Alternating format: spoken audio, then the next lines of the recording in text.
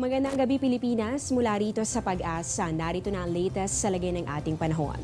Isa ng ganap na bagyo ang low pressure area na binabantayan natin sa loob ng Philippine Area of Responsibility.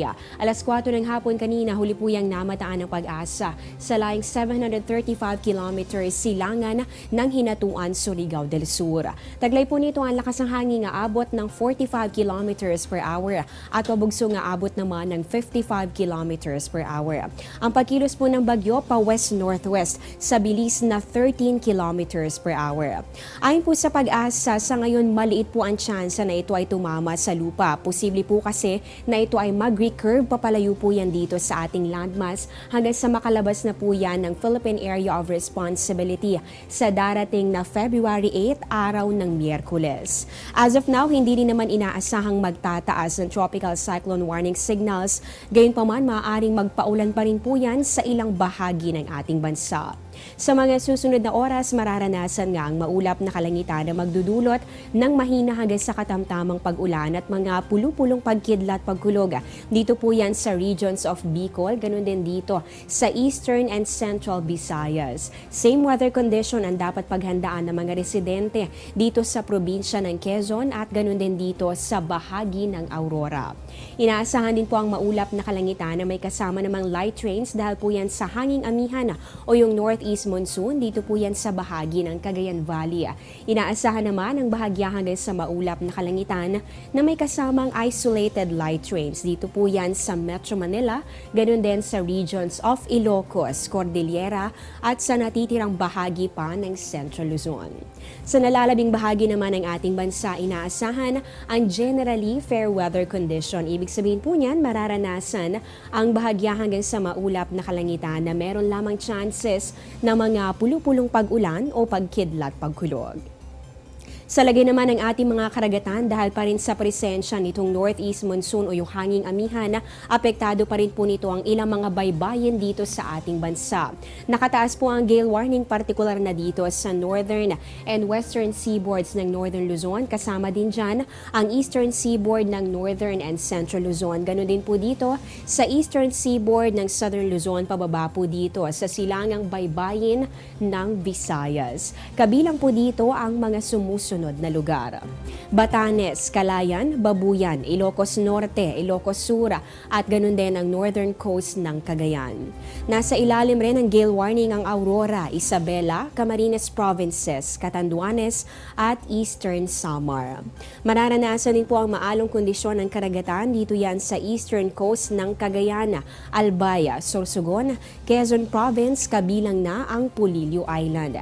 Ibig sabihin po ng gale warning, hindi po muna pwedeng pumalaot ang maliliit na sakyang pandagat sa mga nabanggit na lugar dahil nga po dito mararanasan yung epekto ng hanging amihan, which is yun nga po yung rough to very rough sea condition. Diyan lamang po kayo, magbabalik kami matapos ang isang paalala. Teng, ang package. Ma'am, sabi ng Air 21 on the road na. Ano, Teng? Ang package. Ma'am, sabi ng Air 21 na receive na. Okay, very good. Basta padala, sagot ka ng Air 21. May real-time delivery updates via text para worry-free ka. Teng, ang package, napadala mo na? Yes, ma'am, sa Air 21. Sa Air 21, sagot ko, padala mo! Bukas, weekend na naman. Tuloy na ba ang lakad ng barkada na matagal nyo na pinagplanuhan?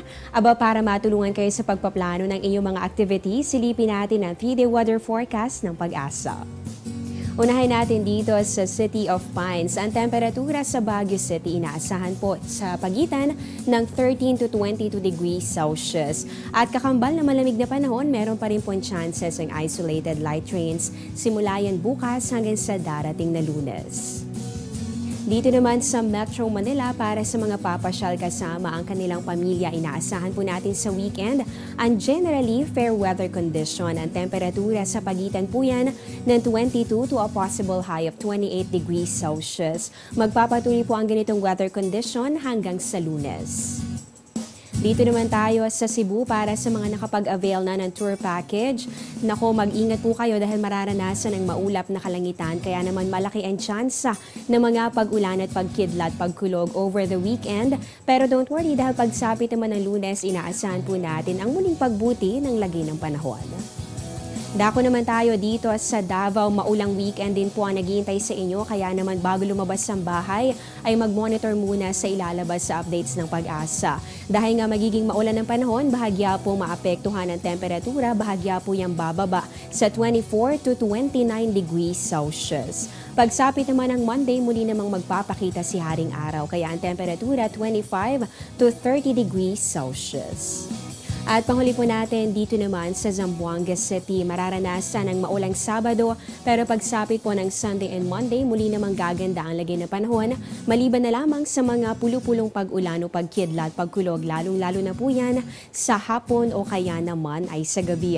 Ang temperatura maaari maglaro sa pagitan ng 24 to 32 degrees Celsius.